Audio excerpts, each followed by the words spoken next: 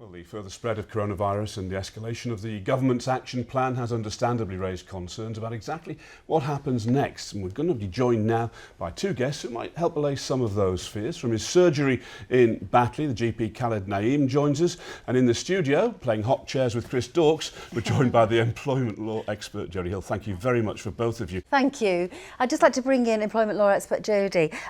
Obviously, people are concerned, employers are concerned, people are worried about what to do. Are they going to get paid if they have to self-isolate? Yeah, so they will be paid if they have to self-isolate. They need to check their sick pay policy. So if they get company sick pay, they'll be paid in accordance with that. If they don't, or they don't have a contract of employment, they will be paid statutory sick pay. And the government announced recently that they'll actually reimburse small employers where those employers have less than 250 employees for the first 14 days of statutory sick pay. OK, some good advice there. I suppose the one thing is we've stopped short of closing schools, but that was a great fear for many people, that they'd have to take time off to look after the children. Yeah, definitely. I think there are some schools that have been closed for things like deep cleans, and in those situations we've been advising that employers need to consider their own policies around dependence leave and parental leave, and actually considering whether they can pay them during that period of time. OK. Jodie Hill and Dr Khalid Naeem, thanks very much indeed for that advice. Touch with questions relating to the spread of coronavirus and your rights at work. So, employment lawyer Jodie Hill and West Yorkshire GP Dr Dougie Diggle are here with us to help answer some of those most common questions. Can I ask you, Jodie, what about people who are on 0-hour contracts? Yeah. Are they entitled to sick pay? So they are if they're working and if they're eligible. So sick pay, when it comes to SSP, so that's your statutory sick pay, that's eligible from day one, but you have to work a certain amount of hours and earn a certain amount of money. So it depends if they meet that threshold. What about freelancers then? No, nothing for freelancers, I'm afraid.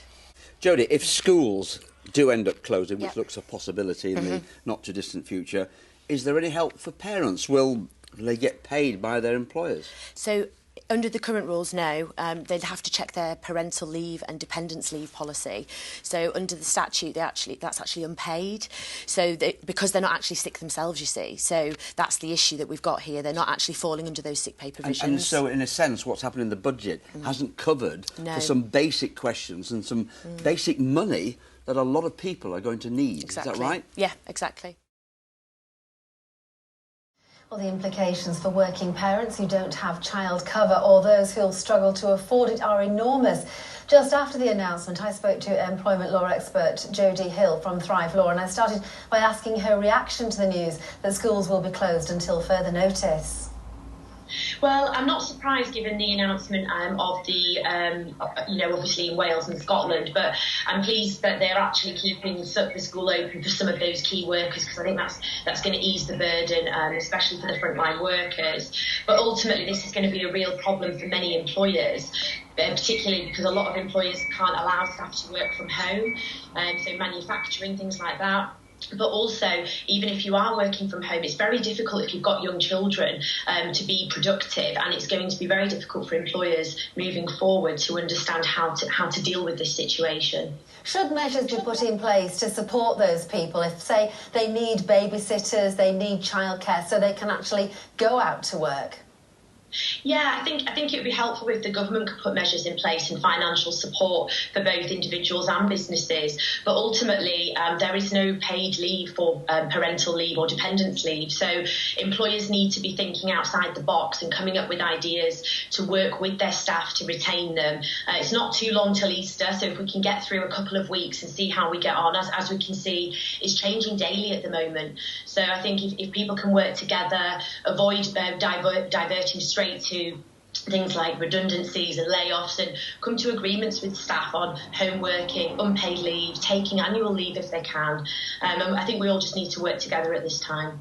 What if employers decide, well, you're going to be off now indefinitely because the schools are closing, I can't afford to keep paying you, I'm going to have to lay you off?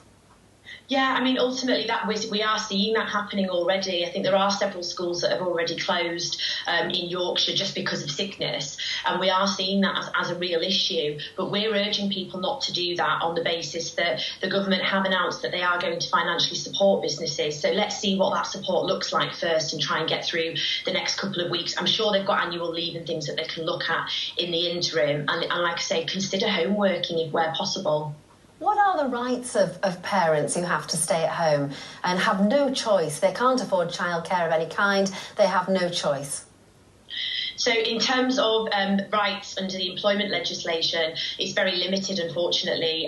It's unpaid leave. So they're entitled to unpaid leave during that period of time. And employers should not really be looking at this stage to be dismissing anyone for this reason.